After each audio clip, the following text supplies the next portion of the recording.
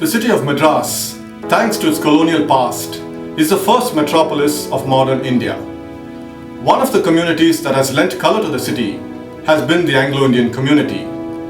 Thanks to it being a unique fusion of East and West, a people who, in the words of the Anglo-Indian novelist Alan Seeley, spoke their father's tongue and ate their mother's salt.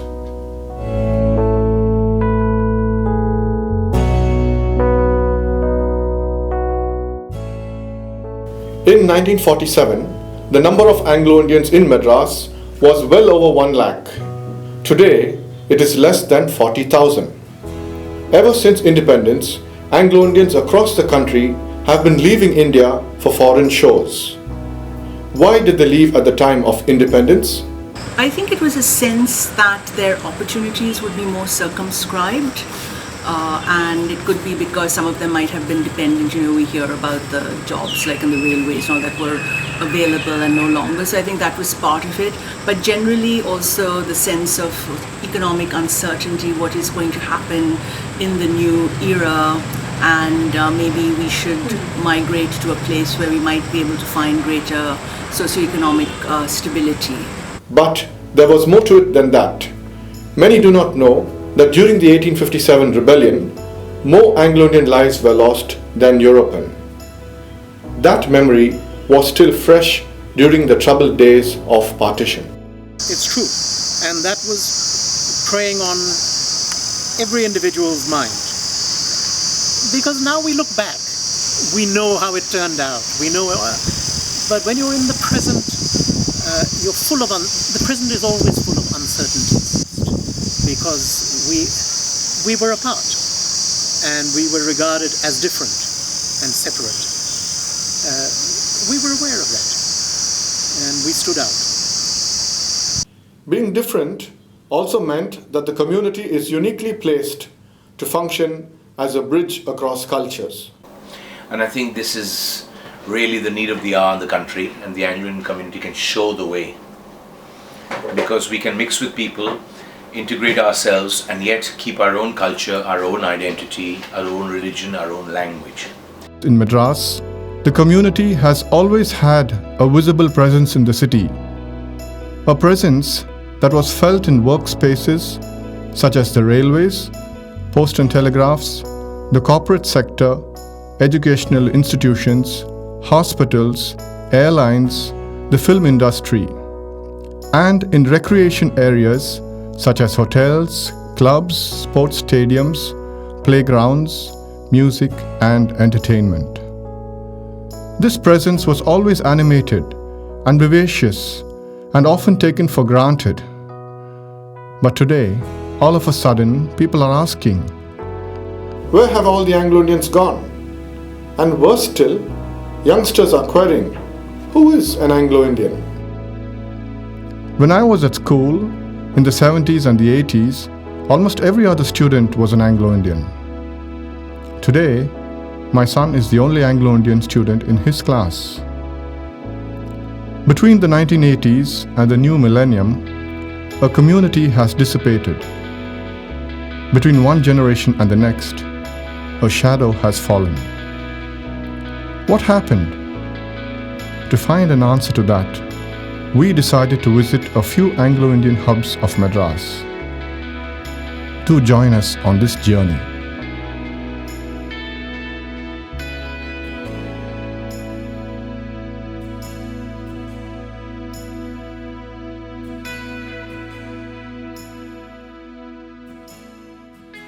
The Anglo-Indian presence in Madras goes back 500 years ago to the time when the Portuguese first alighted on the Coromandel coast and then decided to settle along a 3-kilometer-long beachfront at Mylapore that they would call Santhome, in honor of the tradition and the church of St. Thomas, now a cathedral, existing in the area. Santhome was the cradle of the Anglo-Indian community in Madras.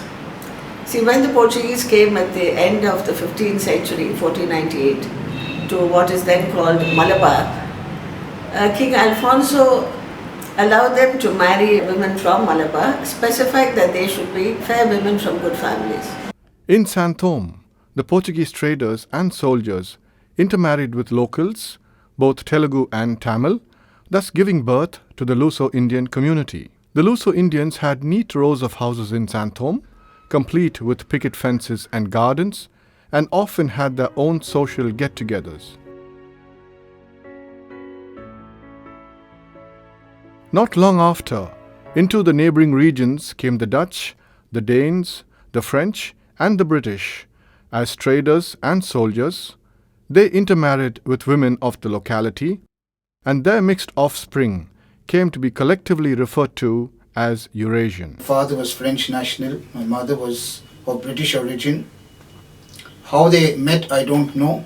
According to the story my mother told me, she never knew a word of French, neither did my father know a word of English. How they fell in love, but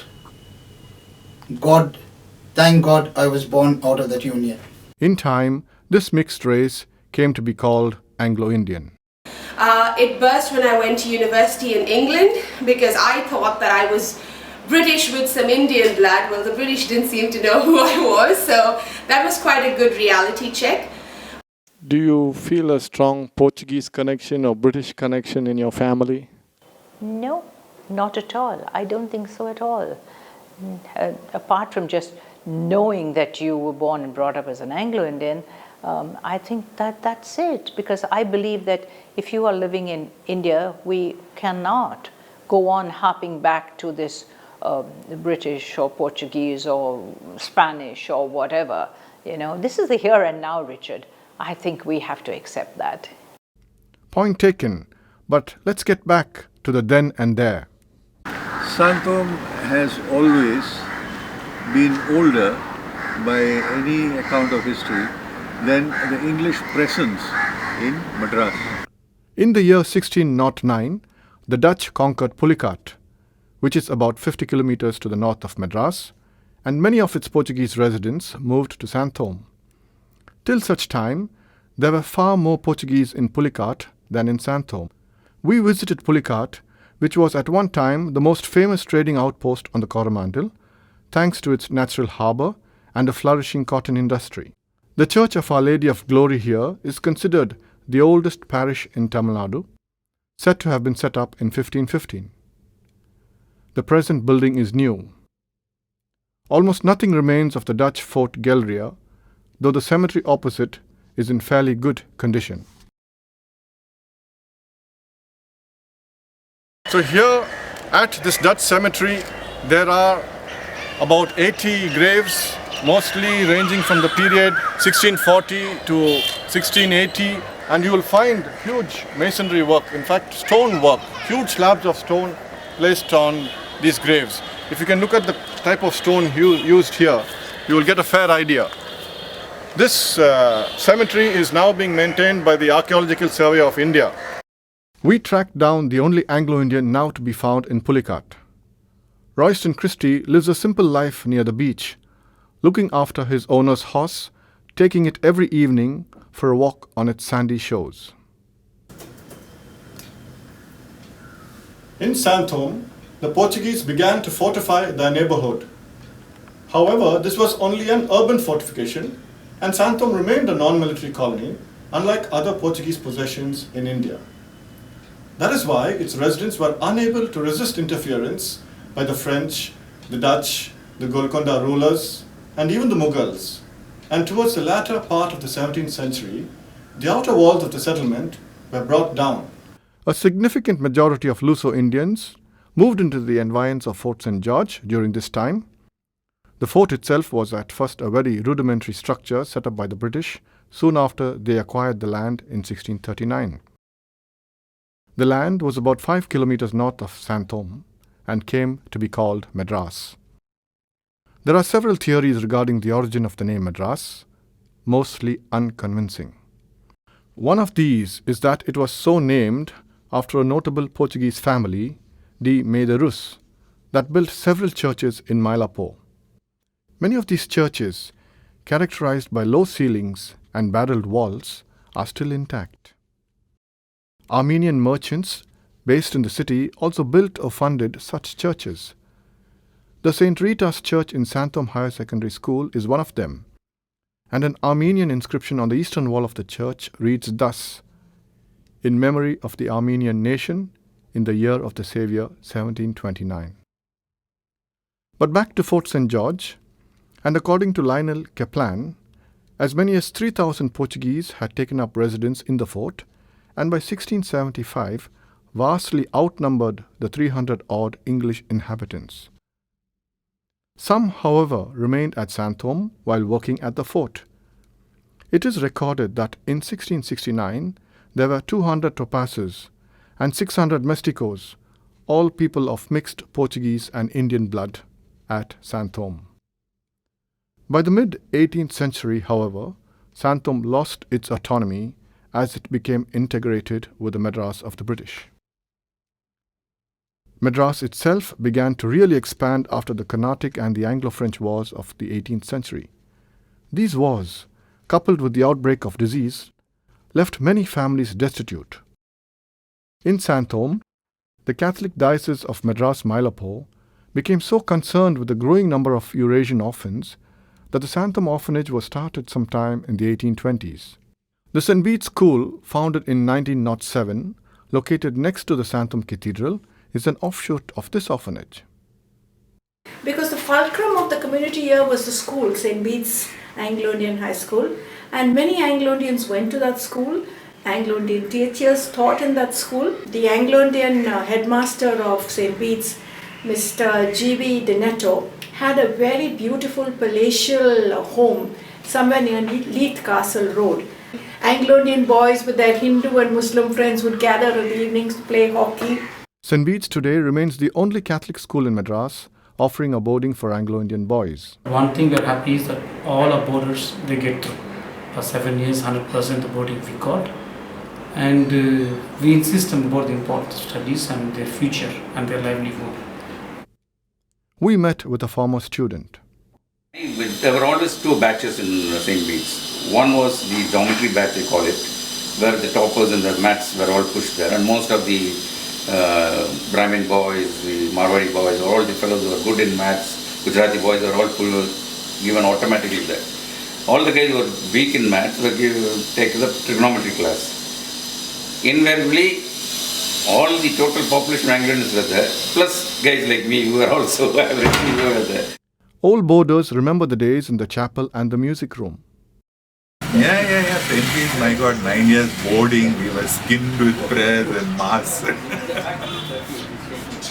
the brass band with Father Kumandu, and even the electric band also we played together. So a nice, good, and I still remember the music room and all the beautiful records we had from Wham to Billy Ocean and CCR and REO Speedwagon.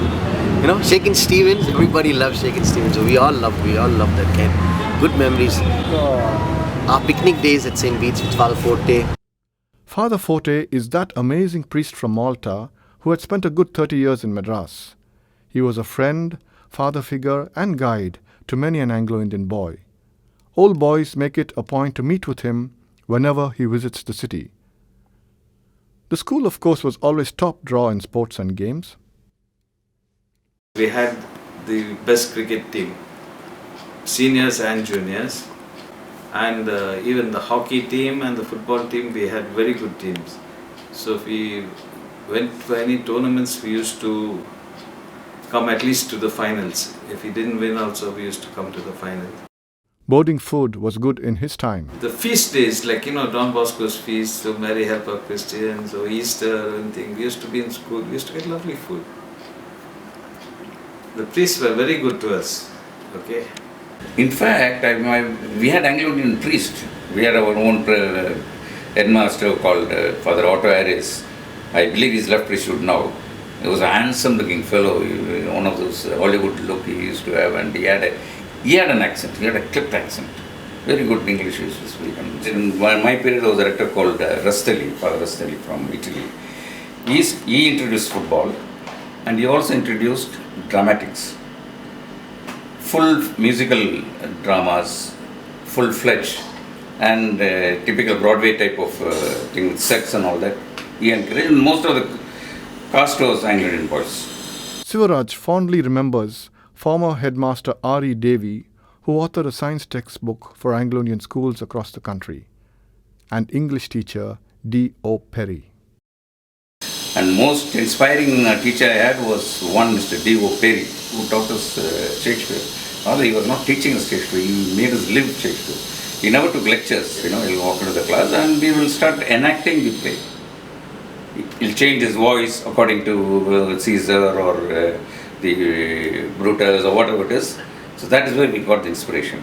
In the 1970s, the St. Bede's boarding had over 300 boys hailing from Madras and other parts of India. Today, it has less than 40. My memory as a brother is much more than when I was a rector. Because that time it was more Anglo-Indian. And slowly it has become kind of a normal school. When I came back as a rector, it was already a kind of the boarding was small and now it has become smaller, I guess. So there's a big difference between those. But as a brother, the years I worked, I would still cherish maybe as the most beautiful year of my life. We made a survey and we felt that the Anglo-Indian community is declining. Maybe they've not disappeared, but maybe they're migrating to Australia or New Zealand, other countries. And secondly, the system of boarding life, coming generations, they are not interested, especially the rules and regulations and the timetable, which they are not interested. So they would like to have more freedom. But those boys who are well planned about their future, they would like to stay back and enjoy the boarding life. A student may only be 10 or 12 years old, but he's aware at St. Bede's that he's part of a long tradition. And even if he's not Catholic, there's some reverence to that heritage in the school. Met a few Anglo-Indian teachers. And the rapport that they had with the students was from what I saw, quite warm, and they were treated very reverently. Diagonally opposite St. Bede's stands its one-time feeder school, St. Dominic Savio.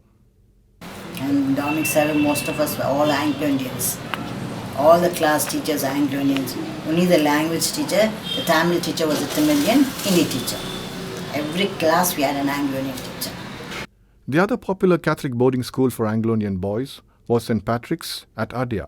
We studied in the boarding in St. Patrick's. When the school closed for the Christmas vacation, brother used to keep a few of us back for 2-3 days, and we used to go carol singing to Royprom, Georgetown and other places.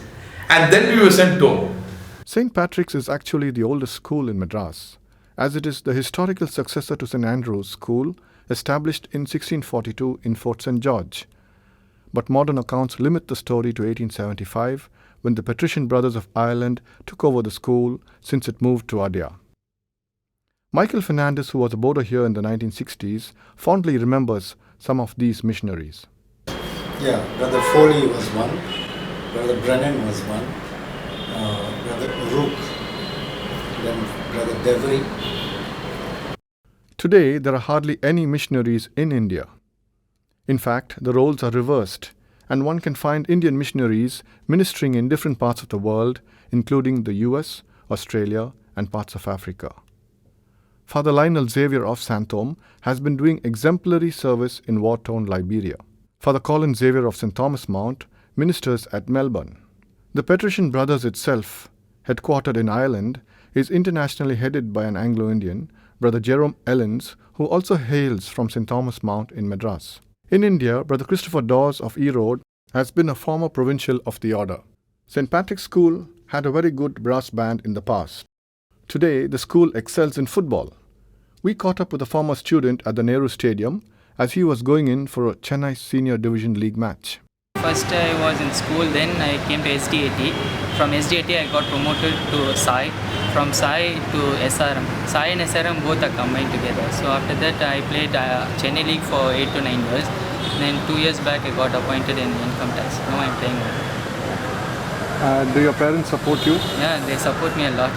Any other Anglo-Indians playing football? Yeah, Anuf Young, one guy is playing. He's playing for Chennai FC. It's a Super Asian club. Wayne is from St. Thomas Mount and still practices with his friends there. We play for the game. So, Dale De Silva, Craig De Silva, they all play out there.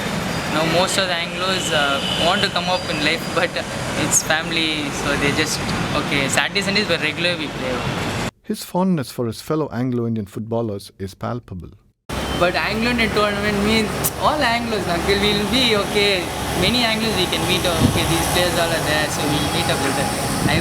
I'll always be waiting for Anglo-Indian tournaments. So I still want to conduct one, uncle. Today, such tournaments are hosted mostly by St. George's or the Dufton group of schools.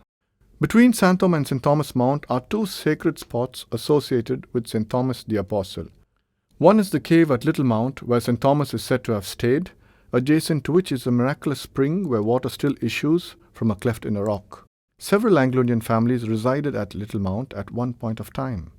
The other sacred spot is the Descano Church on St. Mary's Road, where it is believed the saint stopped for rest on his journeys.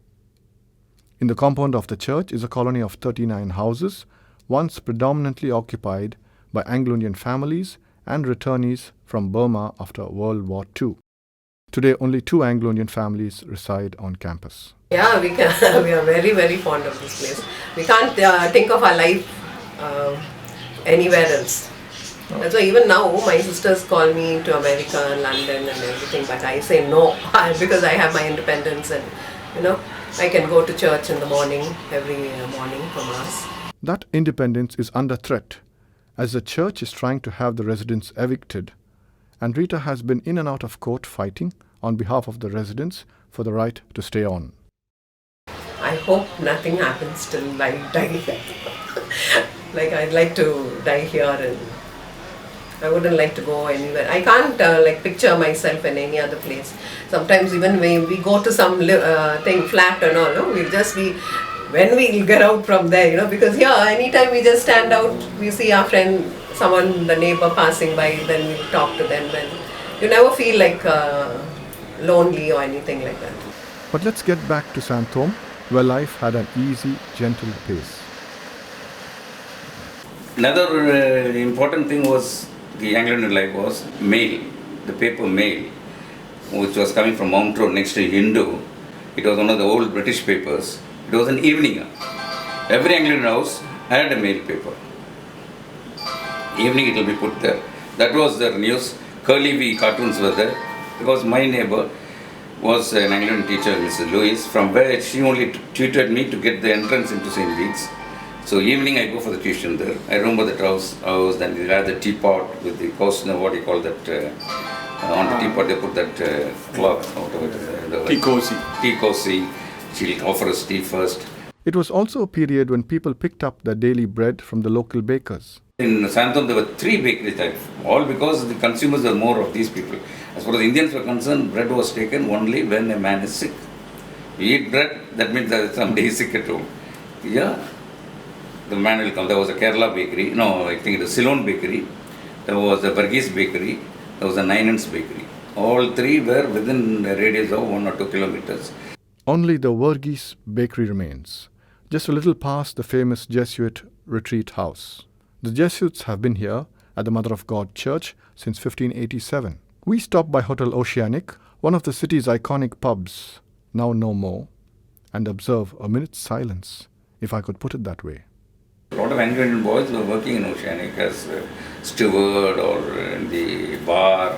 Most of the bartenders were Anglo-Indians in the city at that time. Having said that, bars were very scarce in good old Madras, and Siva fondly remembers his friend Mr. Strong, at whose home he would be offered beef cutlets and a drink. In fact, those days there was no bars and stuff like that, and drinking at an Indian home was taboo. Nowadays, that is like coffee they drink. But those days, the only place that was open was either a Malayali Christian house or an Anglo-Indian house, where it was part and parcel of their life. Having a toast, having a rum. Today, of course, there are a number of pubs in the city, and we stepped into a popular one bordering Santhome and Adia. There's a newer crowd, the vibe is much better, the music style has changed, so today places like clubs where there's a dance floor not that big anymore. Everybody just wants to go to a bar where there's good music, great music. Nobody wants to dance. Everyone wants to just relax, kick off, have a drink. Wayne has been a pioneer DJ in the city and has seen the changes over the years. When we started, we couldn't get music, and for us to get, I used to wait, on weekends for friends of mine to bring music down from London and wherever, where we had friends of ours coming from, just to get new music, and that was that expensive. But today, as soon as the track is released, in about 5 seconds after or 5 minutes after it's released, somebody already has it. He runs an event management company which was one of the first to bring in international DJs into India. We brought down Dave Seaman, Nick Warren.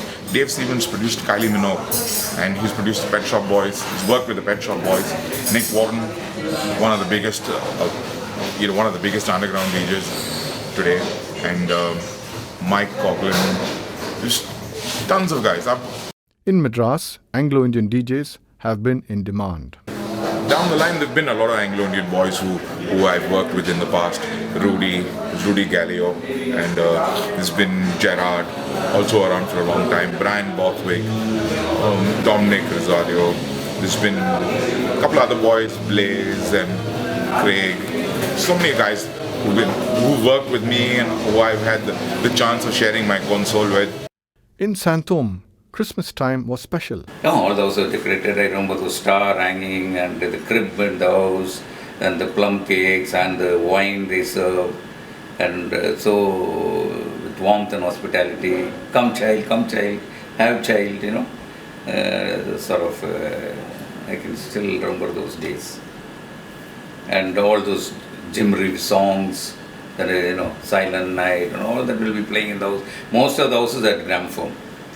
Other houses had or not, Anglo-Indian houses had a gramophone, and most of the houses had a piano also. There was this thing called buffet, They used to be cooked in different types of meat, pork and beef and chicken and all that, and vegetables. It used to be cooked only during Christmas time and had at breakfast. I don't think many people are cooking now. I know the Lazarus used to be a regular routine for Lazarus. What about kutipai, I ask her. Most of the Anglo-Indian men used to go all the way to the slaughterhouse to get the kutipai. Yeah?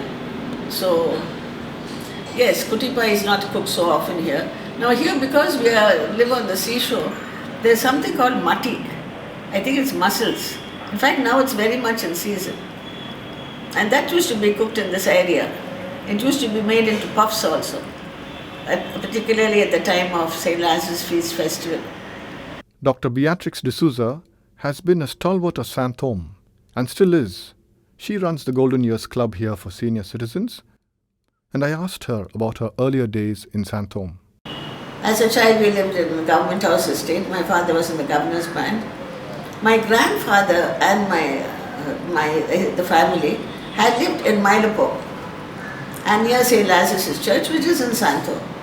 That was a long time ago. When I came here after marriage, there were lots of Anglo-Indian families. Even when I was a student at Stalwarts, which was then in San Thome, there were many Anglo-Indian families. Most of them had emigrated. So by the time I had come and we lived in Foreshore Estate, there were very few Anglo-Indians, and many of the Anglo-Indian families who stay here today have come from other parts of We didn't know that Stella Maris was in San Thome. Yes, it started. That's Stella Maris, which started the sea. The premises have since been occupied by the Rosary Metric School.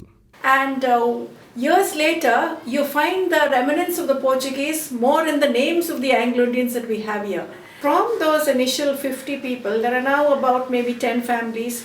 You could count us Pintos as one of them. Pinto, once again, is a Portuguese sounding name. Suarez. Then you have the Xaviers still here. You have the Mrs. D'Souza still here. You have Philos Kerbel, who came over from Roypuram. You have the Fernandeses, Mr. W.J. Fernandes, who's no longer here. W.J. Fernandes was the first Anglo-Indian MLA in the Madras Presidency during and after independence, and his nomination was based on postal ballots exercised by Anglo-Indians themselves. His second term was when the remarkable Rajaji was Chief Minister. A stalwart of Georgetown and Roypuram, W.J. Fernandes lived to 102 years, spending the latter part of his life in San Thome.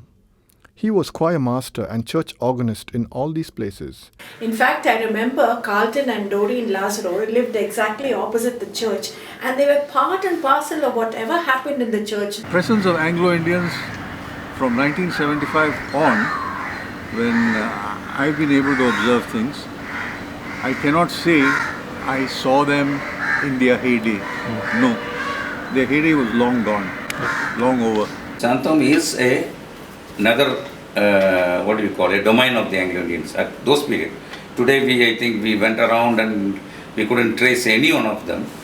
He is referring to the homes of Mrs. Widrose, Mr. G.V. Dinetto, Mr. Barry Rosario, Chennai's leading knee surgeon with the Myote Hospitals, Mr. Aubrey Millett, whose swimmer daughter Nisha represented India in the 2000 Sydney Olympics and now runs a famous coaching centre in Bangalore, Mr. Daly, and Mr. Fletcher, all stalwarts connected with St. Bede's. Teacher called Fletcher, we used to call flycatcher at that time. It was a joke of but he used to come as Norton, we used to call him the John Wayne, because that Norton was his horse and he had a cap and his English was like that, type of thing.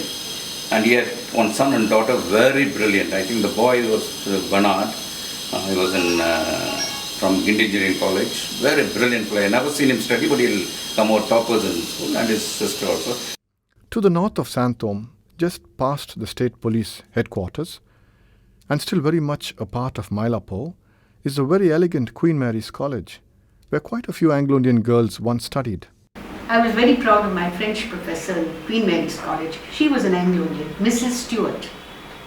And she was the one who encouraged me to such an extent that I got the second rank in the university. She got 2 ranks that year, the first and second, and she was a very proud woman. I don't know if you know Mrs. Stewart, she was from Mylapore. Most Anglo-Indians have studied French as a second language and did well in the subject. A most famous guide on French that is used by school students is one written by Keith Stevenson, a popular teacher, formerly at St. Bede's. A few Anglo-Indians attended the famous Presidency College on the beach road at Triplicane. 3 of us used to wear dresses in Presidency College in those days. I used to wear. And this lecturer, Bobby Williamson, and another lady, Mrs. Theobald, who was a tutor. I remember she had ringlets. And Mrs. Bobby Williamson taught us Old English. It is completely, nowadays it's not in the syllabus at all. And she was also the NCC officer. Her memory of her college days is still razor sharp. In those days in Presidency, we used to have intercollegiate classes. There went many students of literature in the city. And it was Madras Presidency College because the students came from all over the Presidency. We had students from Andhra, from Karnataka, quite a few students from Coorg, etc. And then we had even our Father Robinson, a burgher from Ceylon. He was staying in Egmore. I think he was then the assistant parish priest and all that. Very handsome priest with dimples, very attractive priest. And when he used to come on his motorbike to Presidency College. Dr. Beatrix D'Souza not only went on to head the English department in the Presidency College, she also represented the Anglo-Indian community in the legislature, first in the Tamil Nadu State Assembly and later in the Lok Sabha. In fact, she has been the only person from Madras to hold the distinction of being a member of parliament. See, I've always, and I still do, admire Frank Anthony. But we did have our differences of opinion. For one thing, he didn't like the idea of me asking for the backward class status for the community in Chennai, though I did mention that it wasn't a social thing, it was more economic backwardness that I was thinking about. And because I said that we have 69% reservation in Tamil Nadu, and even our students who get as much as 94 cannot get a seat in engineering or in medicine. Of course, we've had people who did get. We've got a boy who topped, an Anglo-Indian boy who had to choose between engineering and medicine. He was so good.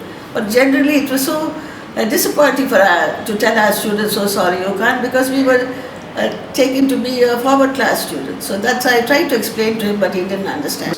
as I see it per se, what would have been the ideal thing is what I did was when I first time MLA, asked for reservations for Anglo-Indians in medicine, in engineering, in physiotherapy, in dentistry and in nursing. And it was acceded by the government.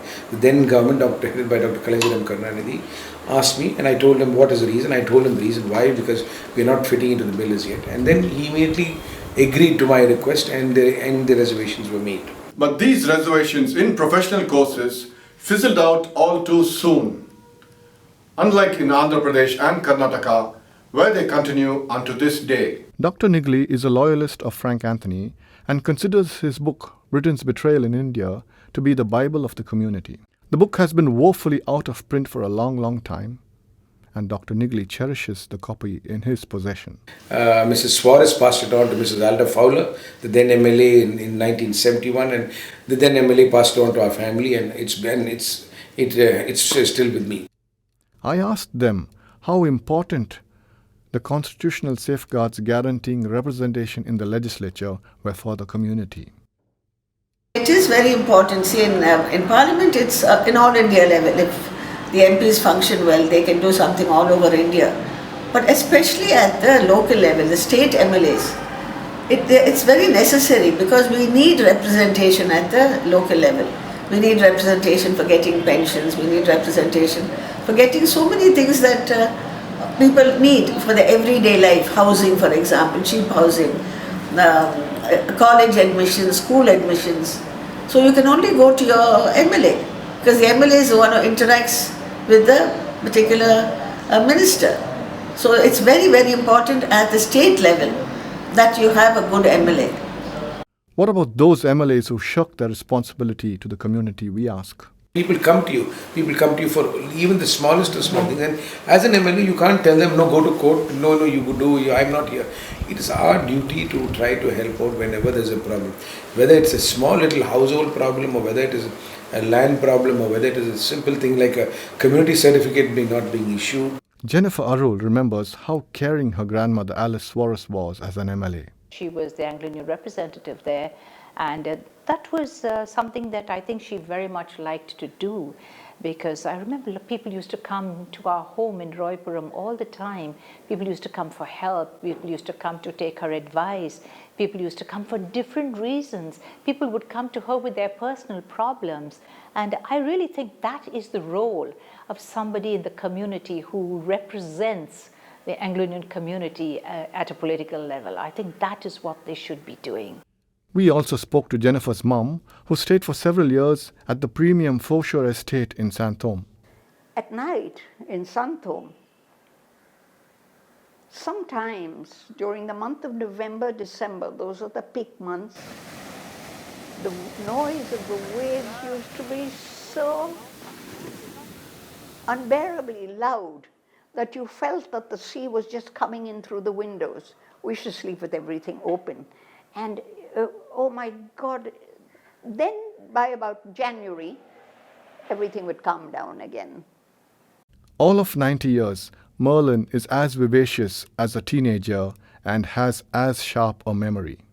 During the tsunami, I had come to stay with Jennifer for Christmas time, and I had left my maid there.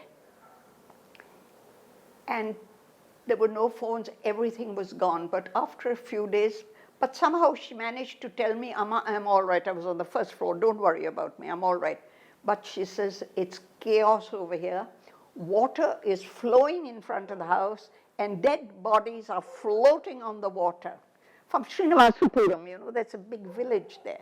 St. Thomas by the Sea is a quaint 1842 Anglican church in San Thome, now known as St. Thomas English Church, where the English elite and Protestant Anglo-Indians once worshipped.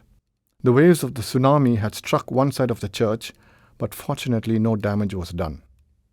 Not many in Santhome, Mylapore, will forget the 26th of December 2004. The Mylapore branch of the All India Anglo-Indian Association was once a very dynamic branch. My husband founded the branch. See, in 1974, I think Anthony had come here. And at that time, we only had two branches. One was the Perambur branch, which was quite a very good branch, quite a famous branch, and the St. Thomas branch. I think Nora Lawrence was then the president. They were really good branches. We didn't have many branches at that time. So my husband asked Frank Anthony whether we could start a branch in Santhome. And he said, yes, if you could, you could. Well, so he started the branch in Santhome. I was the first president. The branch grew under her stewardship, as well as that of her successor. Mr. Warden, Jeffrey Warden's father, he was the president for a short time. See, we had your father, Mr. O'Connor was one of our members, and also Brian Pepin was a committee member. Because we had Roy Petter and we had Mount Road. The branch is now defunct, having wound up in the 1980s. Only the names of a few streets remind us of this cross-cultural presence, now a past in Santhome. In time, even these may change.